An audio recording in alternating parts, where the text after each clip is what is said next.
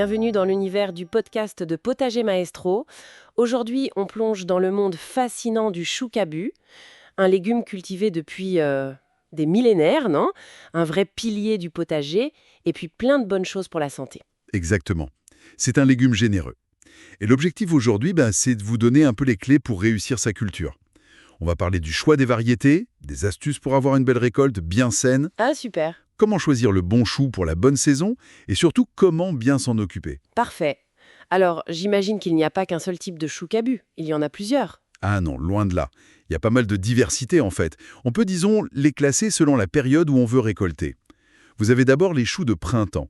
L'exemple, c'est le cœur de bœuf. Cœur de bœuf, oui. Voilà, on les sème à la fin de l'été, l'année d'avant, pour pouvoir récolter dès mai-juin. Ils sont assez tendres, super pour manger rapidement. Ah oui, semer en été pour le printemps suivant. Faut y penser à l'avance. C'est ça, un peu d'anticipation. Et pour l'été et l'automne alors? Alors là, on a ce qu'on appelle les variétés de saison. Le plus connu, c'est peut-être le Quintal d'Alsace. Ah, le fameux chou à choucroute. Exactement, parfait pour ça avec ses grandes feuilles. On les sème plutôt au printemps, eux, pour récolter à partir d'août et jusqu'aux premières gelées, quoi. Et puis il y a les costauds, les choux d'hiver, Mhm. comme tête de pierre. On les sème en fin de printemps, début d'été. Ils résistent bien au froid et surtout, ils se conservent super bien. On peut les récolter d'octobre jusqu'à mars. Et les choux rouges en tout ça, j'en vois parfois. Oui, bien sûr. Le tête noire, par exemple. Ce qui est amusant, c'est que leur couleur peut un peu changer selon l'acidité du sol. Fascinant ça. Un chou pour chaque moment de l'année en fait. Bon, une fois qu'on a choisi sa variété, comment on s'y prend pour le semis, la plantation? Le sol, c'est important j'imagine. Ah oui, c'est même crucial. Le chou, il aime un sol profond, vraiment riche en matière organique. Pensez compost, fumier bien mûr. D'accord. Il faut aussi que le sol reste frais, mais attention, bien drainé, pas d'eau qui stagne. Et le pH, j'ai lu que c'était important. Tout à fait. Idéalement, on vise entre 6,5 et 7,5. C'est là qu'il absorbe le mieux les nutriments. Et petit bonus, ça aide à limiter certaines maladies, comme la hernie, dont on parlera peut-être. D'accord. Et on sème directement en place ou sous abri? Souvent, c'est mieux de commencer sous abri.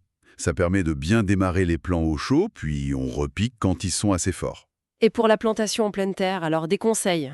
Alors, on choisit une place en plein soleil. Bon, sauf peut-être dans les régions très chaudes où un peu d'ombre l'après-midi, ça peut faire du bien. D'accord. Et surtout, on espace bien les plants. Selon la variété, ça va de 30 cm pour les plus petits à 60 cm pour les gros choux d'hiver. 60 centimètres, ah oui. Et le point très important, ne pas s'enterrer le collet. C'est la base de la tige, là où elle sort de terre, faut que ça reste au niveau du sol. Et puis, un bon paillage juste après la plantation, ça aide beaucoup à garder l'humidité. Entendu. Donc une fois qu'il est planté, il faut bien s'en occuper. On dit que le chou est gourmand. C'est vrai? Ah, ça. Oui, il est gourmand en eau, surtout quand la pomme commence à se former. Il faut arroser régulièrement pour que le sol reste toujours un peu frais.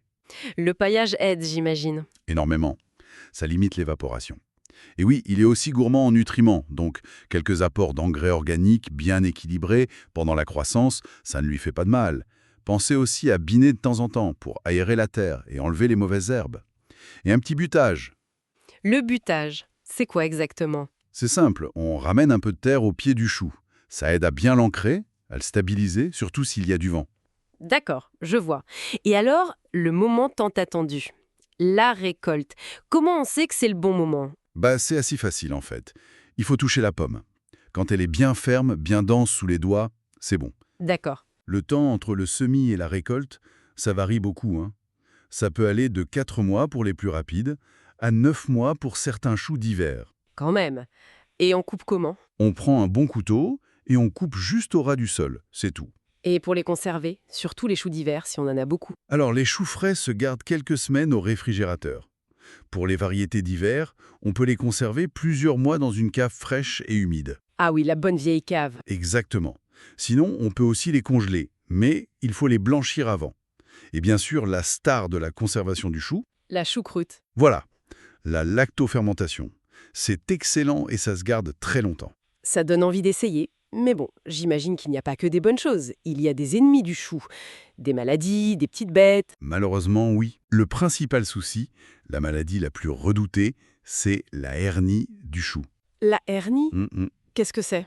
C'est un champignon microscopique dans le sol qui attaquent les racines. Ça provoque des sortes de gonflements, des gales, et la plante finit par dépérir. Elle aime beaucoup les sols acides et qui restent trop humides.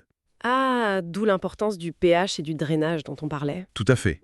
Mais la meilleure prévention contre les hernies, et c'est vraiment fondamental, c'est la rotation des cultures. La rotation, Mhm. c'est-à-dire?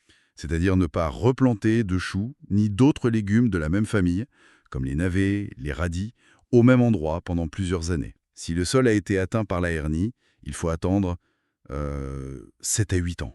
7 à 8 ans, ah oui, c'est énorme. Oui, c'est très long. C'est vraiment le cauchemar de beaucoup de jardiniers, cette maladie. Je comprends. Et côté insectes? Il y a des gourmands aussi. Le plus fréquent, ce sont les chenilles vertes de la pierrite du chou, ce papillon blanc qu'on voit voler. Ah oui, celles qui dévorent les feuilles. Exactement, elles peuvent faire de gros dégâts.